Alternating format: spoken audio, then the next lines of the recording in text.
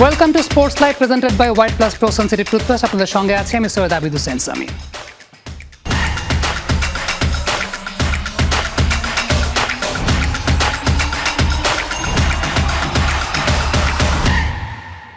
দর্শক, এই মুহূর্তে তামিম ইকবাল কথা বলছেন, বিসিবির সভাপতি। গুরুত্বপূর্ণ কয়েকটা সিদ্ধান্ত এসেছে, সরাসরি আমরা চলে যাচ্ছি সেই জায়গাটাতে। কারণ আমাদের একটা জিনিস মনে রাখতে হবে যে populous had a contract with BCB.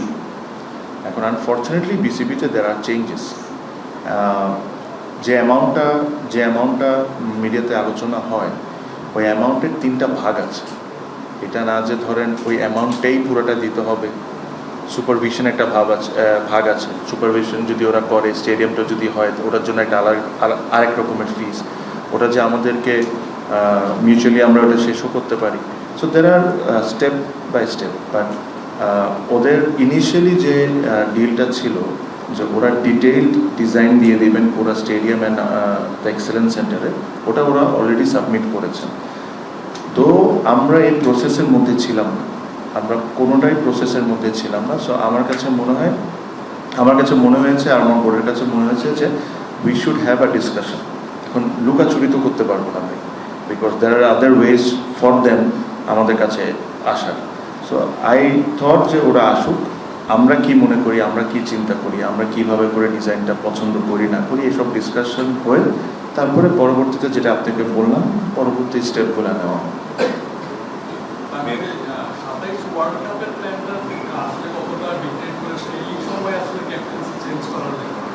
আমার কাছে মনে হয় ইট হ্যাজ এনাফ টাইম, এখনও এটার এনাফ টাইম আছে।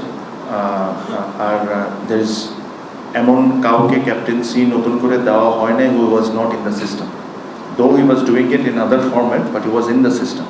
সো এরকম না যে নতুন করে একটা মানুষকে নিয়ে এসে দিয়ে দেওয়া হলো যে যার জন্য কঠিন হয়ে যাবে 1 বছরের টিম সাজানো। যে ব্যক্তিকে দেওয়া হয়েছে সে অলরেডি একটা টিমকে হ্যান্ডেল করছে and he is doing it quite well.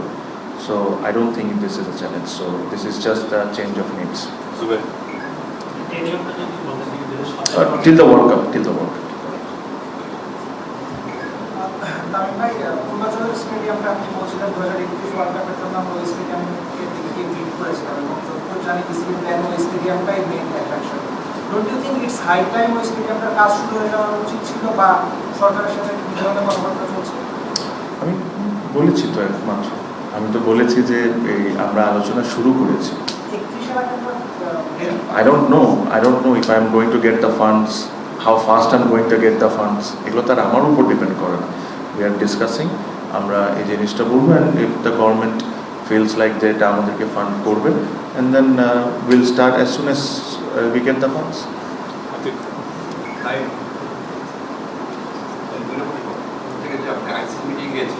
মিটিংয়ের আগে অনেক কথা ছিল, আইসিসি মিটিংটা কেমন ছিল এটা বলতে না, দিচ্ছেন যে ফ্র্যাঞ্চাইজি লিগের একটা রোল আপনাকে আইসিসি দেওয়া হচ্ছে, মানে পৃথিবীর ফ্র্যাঞ্চাইজি লিগটা কীভাবে করতে যাচ্ছেন না, জিনিসটা হলো আইসিসি ওয়াজ গুড। আমি 9 তারিখে আমার ফার্স্ট বোর্ড মিটিং ছিল, তো আমি 9 তারিখে প্রথম ইনফর্মাল মিটিং জয়েন করি। আমি অবভিয়াসলি খুব সম্ভব 11 তারিখ বা 12 তারিখে ফর্মাল মিটিং ছিল। So I attended both the meetings. It was good, they welcomed me well. আমি আমার যে স্পিচেসগুলো ছিল বা আমি কোনো একটা পয়েন্টে যদি আমার যেখানে কথা বলার দরকার ছিল, always given my mind and have given my opinion.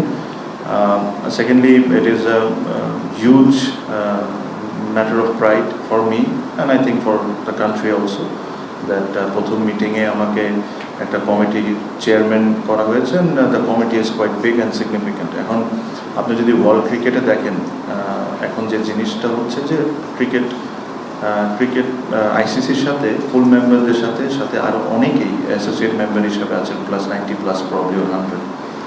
So বিভিন্ন লিগে বিভিন্ন দেশে যায়, বিভিন্ন দেশগুলো হয়তো বা T20 ক্রিকেট অ্যাপ্লাই করেন।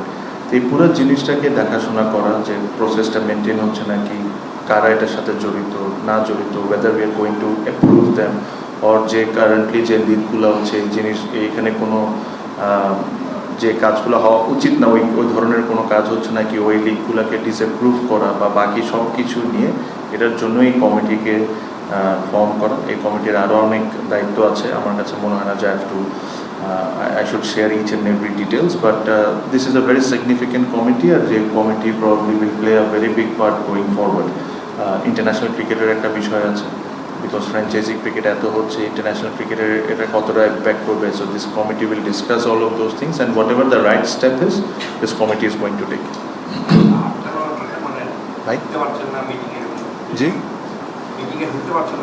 8 তারিখে কোনো মিটিংই ছিল না, 8 তারিখে ইলেকশন ছিল।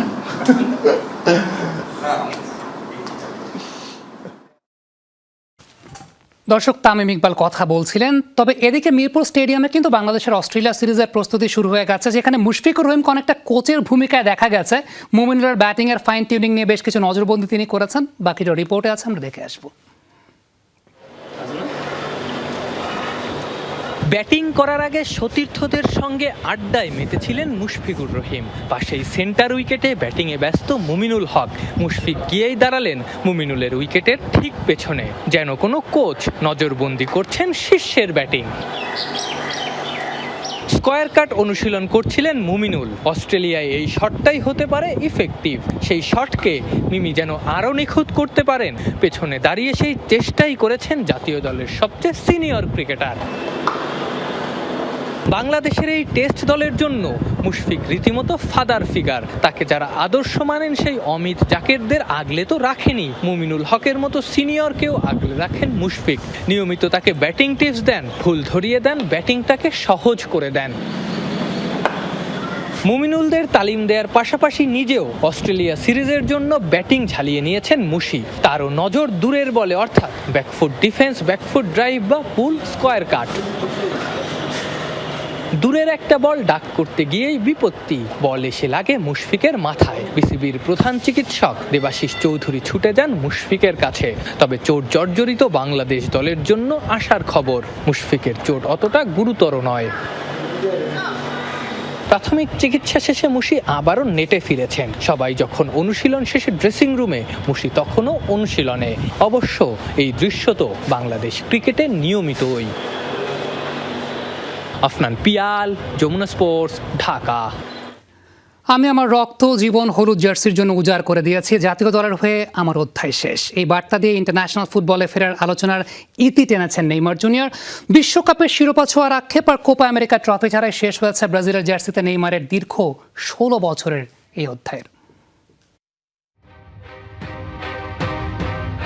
ব্রাজিলের জার্সিতে পথ চলাটা দীর্ঘ প্রায় 16 বছরের। সবুজ ঘাসের গালিচায় কত কত জয়ের গল্প, কত গোল আর অ্যাসিস্টে প্রতিপক্ষকে ধরাশায়ী করার শত শত মুহূর্ত। অবশেষে নেইমারের ক্যারিয়ারের জলজলে সে অধ্যায়ের আলোটা নিভে গেছে। 2026 বিশ্বকাপে নরওয়ের কাছে বেদনাবিধুর সেই হারেই কান্না ভেজা চোখে বিদায়ের বার্তাটা লিখে ফেলেছিলেন। তবে ফেরার যে স্বপ্ন দেখছিলেন ব্রাজিলিয়ান ভক্তরা, সেখানে এবার ফুল স্টপ পড়ল। অবশেষে সান্তোসের হয়ে ভেনেজুয়েলার ক্লাবের বিপক্ষে 4-2 গোলে জয়ের পর মিক্সড জোনে এসে তিনি নিজেই টেনে দিলেন সেই বহুল প্রতীক্ষিত ইতি টানার রেখা।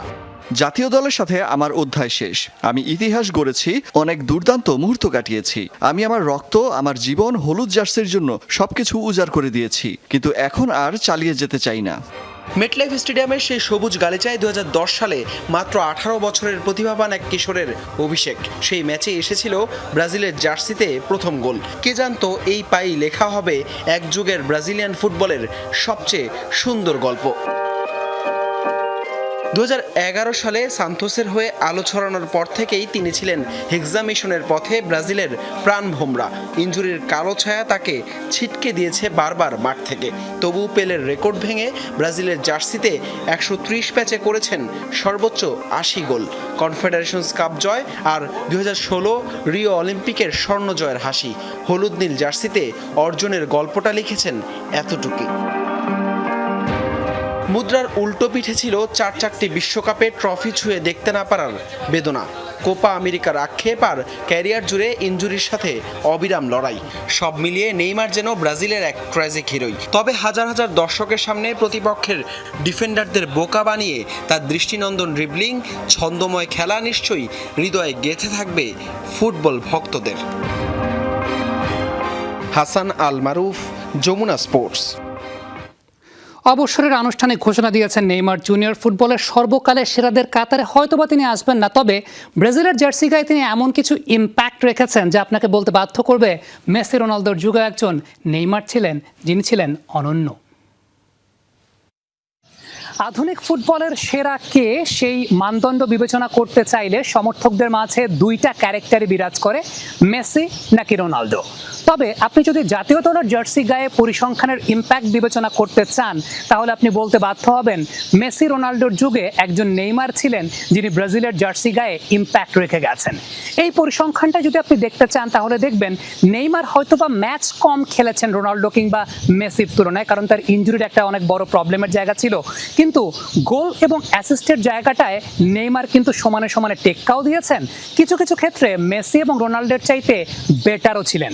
এই পরিসংখ্যানে যে বিষয়টা আপনি দেখতে পাচ্ছেন তা হচ্ছে নেইমার 129টা ম্যাচে 80টা গোল করেছেন, 59টা অ্যাসিস্ট করেছেন। মেসি 207 ম্যাচে 125টা গোল করেছেন, 65টা অ্যাসিস্ট করেছেন। রোনালদো 231টা ম্যাচে 143টা গোল করেছেন, 46টা অ্যাসিস্ট করেছেন। এখানে একটা বিষয় স্পষ্ট, তা হচ্ছে রোনালদোর চাইতেও প্রায় 100টা ম্যাচ কম খেলেও নেইমারের অ্যাসিস্টের সংখ্যাটা কিন্তু বেশি। পরিসংখ্যানের আরও একটা জায়গাতে আপনি জাতীয় দলের জার্সি গায়ে মেসির চাইতেও বেটার নেইমারকে দেখতে পাবেন, তা হচ্ছে একটা ম্যাচে গোল এবং অ্যাসিস্টের তুলনামূলক বিচারে নেইমার মেসি এবং রোনালদোর চাইতেও এগিয়ে আছেন। ঠিক এই পরিসংখ্যানটা যদি আমরা দেখি যে ম্যাচ প্রতি গোল এবং অ্যাসিস্টের জায়গায় নেইমারের সংখ্যাটা 1.07, যেখানে লিওনেল মেসির 0.90, ক্রিস্টিয়ানো রোনালদোর 0.81। অর্থাৎ জাতীয় দলের জার্সি গায়ে নেইমার যতগুলো ম্যাচ খেলেছেন প্রত্যেকটা ম্যাচে অন্তত একটা বা একের অধিক গোল এবং অ্যাসিস্টে নেইমার ভূমিকা রেখেছেন, যে জায়গাটাতে মেসি কিংবা রোনালদো তারা কিন্তু একের ঘরে পৌঁছাতে পারেন নাই। হ্যাঁ, নেইমার তার ইনজুরির কারণে ম্যাচ অনেক কম খেলেছেন, কিন্তু জাতীয় দলের জার্সি গায়ে নেইমারের ইম্প্যাক্টের জায়গাটাও কিন্তু আপনি ইগনোর করতে পারবেন না। নেইমার হয়তো বা বিশ্বকাপ জেতেন নাই, তবে আরও একটা পরিসংখ্যান আপনাকে চমকে দেবে, বিশ্বকাপ কোয়ালিফাইংয়ের কোনো ম্যাচ এমন নাই যেখানে নেইমার খেলেছে এবং ব্রাজিল হেরেছে। অর্থাৎ ব্রাজিলের জার্সি গায়ে নেইমার কিন্তু সবসময় তার সামর্থ্যের সবটুকু দিয়ে চেষ্টা করে গেছেন। নেইমারের আরও একটা বড় ইম্প্যাক্টের ব্যাপারে বলতে গেলে বলতে হবে স্প্যানিশ ফুটবলের স্বর্ণযুগের সারথি যাদেরকে বলা হয় জাভি ইনিয়েস্তাদের যুগ, যারা 2টা ইউরো জিতেছেন, 1টা ওয়ার্ল্ড কাপ জিতেছেন। সেই জাভি ইনিয়েস্তাদের স্পেনকে 2013 সালের কনফেডারেশনস কাপে কিন্তু নেইমার থামিয়ে দিয়েছিলেন। সেই কনফেডারেশনস কাপটা ব্রাজিল জয়লাভ করেছিল, নেইমার গোল্ডেন বল জিতেছিলেন। পরিসংখ্যানের পাতায় নেইমার তার ইনজুরির কারণে ম্যাচ কম খেললেও ইম্প্যাক্টের জায়গা বিবেচনা করলে জাতীয় দলের জার্সি গায়ে নেইমার কিন্তু মেসি রোনালদোর সাথে সমানে সমানে টেক্কা দিয়ে গেছেন। জীবনে চলার পথে আপনি সবসময় হয়তো বা জয়ী মানুষকে পাবেন না, কখনো কখনো হেরে যাওয়া মানুষকেও পাবেন। নেইমার হয়তোবা সেসব হেরে যাওয়া মানুষের গল্প বলেছেন, যেসব হেরে যাওয়া মানুষরা হয়তোবা তার জীবনের শেষ বিন্দু পর্যন্ত চেষ্টা করে গেছেন। হ্যাঁ, নেইমার জুনিয়র চেষ্টা করে গেছেন এবং কথা আমরা বলতে বাধ্য হই মেসি রোনালদোর যুগেও একজন নেইমার ছিলেন যিনি তার ইম্প্যাক্টটা রেখে গেছেন। সৈয়দ আবিদ হোসেন সামি, যমুনা স্পোর্টস। বিশ্বকাপের বাণিজ্যিক শেয়ার বিক্রি করে বড় বিনিয়োগ আনতে চাইছে ফিফার, তাতেই তোলপাড় বিশ্ব ক্রীড়া জগৎ। ফিফার দাবি এতে ফুটবলের উন্নয়ন ত্বরান্বিত হবে। বাকিটা রিপোর্টে আছে, আমরা দেখে আসবো। সবুজ গালিচায় মোড়ানো ফুটবল কি তবে এবার টাকার কাছে বিক্রি হতে চলেছে? ফিফার সভাপতি জিয়ানি ইনফান্তিনোর এক চাঞ্চল্যকর পরিকল্পনায় এখন তোলপাড় ক্রীড়া বিশ্ব। মূল পরিকল্পনাটি হলো বিশ্বকাপ সহ ফিফার বাণিজ্যিক কার্যক্রম চালাতে ফিফা ফরওয়ার্ড এন্টারপ্রাইজ নামে নতুন কোম্পানি গড়া, যেখানে 20% শেয়ার বিক্রি হবে মার্কিন বিনিয়োগকারীদের কাছে। কিন্তু প্রশ্ন হলো, এই পরিকল্পনা কিভাবে লাভজনক হতে পারে? ফিফা এবং তাদের আর্থিক সহযোগীরা মূলত বিশ্বখ্যাত মার্কিন ভেঞ্চার ক্যাপিটাল ফার্মের কাছ থেকে প্রায় $4 বিলিয়ন বিশাল বিনিয়োগ তুলে আনতে চাইছে। এই বিশাল মূলধন বিশ্বব্যাপী ফুটবলের বাণিজ্যিক বাজার, সম্প্রচার সত্য এবং ইভেন্ট অপারেশনে খাটানো হবে। এর ফলে ফিফার বার্ষিক আয় বহুগুণে বেড়ে যাবে। ফিফা আশাবাদী যে এই ব্যবসার লভ্যাংশ থেকে প্রতিটি সদস্য দেশকে এককালীন $20 মিলিয়ন পর্যন্ত বড় অঙ্কের উন্নয়ন তহবিল দেওয়া সম্ভব হবে, যার মানে পরিকল্পনা সফল হলে বাংলাদেশও পাবে এককালীন $246 কোটি টাকা। তবে এই লাভজনক রূপকথার পেছনের চিত্রটি মানতে নারাজ ইউরোপীয় ফুটবল সংস্থা উয়েফা। তাদের সাফ কথা, ফুটবল ফিফার ব্যক্তিগত সম্পত্তি নয়, এটি বিক্রির কোনো পণ্য বা কাঁচামাল নয়। তাদের প্রধান ভয় হলো বাইরের বিনিয়োগকারীরা টাকা ঢাললে তারা মুনাফা চাইবে, আর সেই মুনাফা নিশ্চিত করতে ফিফা বাধ্য হবে বিশ্বকাপ কিংবা ক্লাব বিশ্বকাপের আকার ও ম্যাচের সংখ্যা অতিরিক্ত বাড়িয়ে দিতে, যা খেলোয়াড়দের উপর শারীরিক চাপ সৃষ্টি করবে এবং জাতীয় লিগগুলোর সূচি ধ্বংস করবে। মেহেদি নাইম, যমুনা স্পোর্টস। আর্জেন্টিনা এবং সেই সঙ্গে আমরা যে একটা ম্যাচে দেখেছিলাম যে লাল কার্ড পেয়েছিলেন, যেমনটা আমরা দেখতে পাচ্ছি যে সুইজারল্যান্ডের ফরওয়ার্ড এমবোলো, এই নিয়মটা নিয়ে কিন্তু অনেক কথাবার্তা হয়েছিল, অনেক বিতর্ক হয়েছিল। তবে এই নিয়মটা আসলে ভুল ছিল, একটা বিতর্কিত লাল কার্ড দেওয়া হয়েছিল, সেটা স্বীকার করে নিয়েছে ফিফা। বাকিটা রিপোর্টে দেখে আসবো। ফুটবল মানেই আনন্দ, উন্মাদনা আর লাখো কোটি মানুষের আবেগ, কিন্তু কখনো কখনো এক ভুল সিদ্ধান্তের কারণে সেই আনন্দ নিমেষেই বিষাদে বদলে যায়। 2026 বিশ্বকাপে সুইজারল্যান্ড আর্জেন্টিনা কোয়ার্টার ফাইনালে ঘটেছিল এমনই এক হৃদয় বিদারক ঘটনা। ম্যাচটি যখন 1-1 সমতায়, ডি বক্সে পড়ে যান সুইস ফরওয়ার্ড ব্রিল এমবোলো। রেফারি প্রথমে ফাউল ধরে আর্জেন্টিনার খেলোয়াড়কে কার্ড দিলেও ভিএআরের হস্তক্ষেপে পুরো দৃশ্য পাল্টে যায়। রেফারি স্ক্রিন দেখে পারেদেসের কার্ড তুলে নেন এবং উল্টো এমবোলোর বিরুদ্ধে ডাইভ দেওয়ার অভিযোগ এনে লাল কার্ড দেখান। 10 জনের দলে পরিণত হওয়া সুইসরা অতিরিক্ত সময়ে 3-1 গোলে হেরে বিদায় নেয়। দীর্ঘ নীরবতার পর ফুটবলের নিয়ম তৈরি করা সংস্থা আইএফএবি বড় এক ভুল স্বীকার করেছে। আইএফএবি স্পষ্ট জানিয়েছে, ভিএআরের ভুল পরিচয়, নিয়মটি শুধু ভুল খেলোয়াড়কে চিহ্নিত করার জন্য। ফাউল থেকে সরাসরি ডাইভ বা সিমুলেশনের মতো বিষয়গুলো বদলানোর জন্য এই নিয়ম ব্যবহারের কোনো সুযোগ নেই। অর্থাৎ এমবোলোর সেই লাল কার্ডটি পাওয়ার কথাই ছিল না। যদিও ফিফা দাবি করেছিল এটি ন্যায় বিচার ছিল, তবে আইন বলছে প্রক্রিয়াটি সম্পূর্ণ ভুল। আইন প্রণেতারা ভুল স্বীকার করলেও সুইজারল্যান্ডের সেই হারানো জয় আর ফিরে আসবে না। প্রযুক্তির ভুল প্রয়োগ কিভাবে একটি দলের বিশ্বকাপ স্বপ্ন কেড়ে নিতে পারে, এমবোলোর এই ঘটনা তারই এক বেদনাদায়ক উদাহরণ হয়ে রইল। মেহেদি নাইম, যমুনা স্পোর্টস। বিশ্বকাপ জিততে পারলে কোচের ছবি নিজের শরীরে আঁকবেন মার্ক কুকুরেয়া, এমনটাই প্রতিশ্রুতি দিয়েছিলেন স্প্যানিশ এই লেফট ব্যাক। সেই প্রতিশ্রুতি তিনি রেখেছেন, ট্যাটু তিনি করিয়েছেন। বিস্তারিত রিপোর্টে দেখে আসবো। বিশ্বকাপ জিতলে কোচের চেহারা এঁকে নেব গায়ে। স্পেনের তারকা ডিফেন্ডার মার্ক কুকুরেয়া যখন এই বাজি ধরেছিলেন, অনেকে হয়তো ভেবেছিলেন নিছকই কথার কথা, কিন্তু না, স্প্যানিশ এই তারকা যা বলেছেন অবশেষে তাই করে দেখালেন। সম্প্রতি সোশ্যাল মিডিয়ায় পোস্ট করেছেন এক ধামাকাদার ছবি ও ভিডিও, যেখানে দেখা যায় ট্যাটু পার্লারে গিয়ে নিজের শরীরে খোদাই করে নিলেন স্প্যানিশ কোচ লুইস দে লা ফুয়েন্তের চেহারা। সেখানে দেখা যায় ট্রফি হাতে হাসি মুখে দাঁড়িয়ে আছেন কোচ দে লা ফুয়েন্তে, আর তার ঠিক পেছনে জ্বলজ্বল করছে বড় বড় অক্ষরে 26, যা মনে করিয়ে দিচ্ছে 2026 সালের সেই ঐতিহাসিক বিশ্বকাপ জয়কে।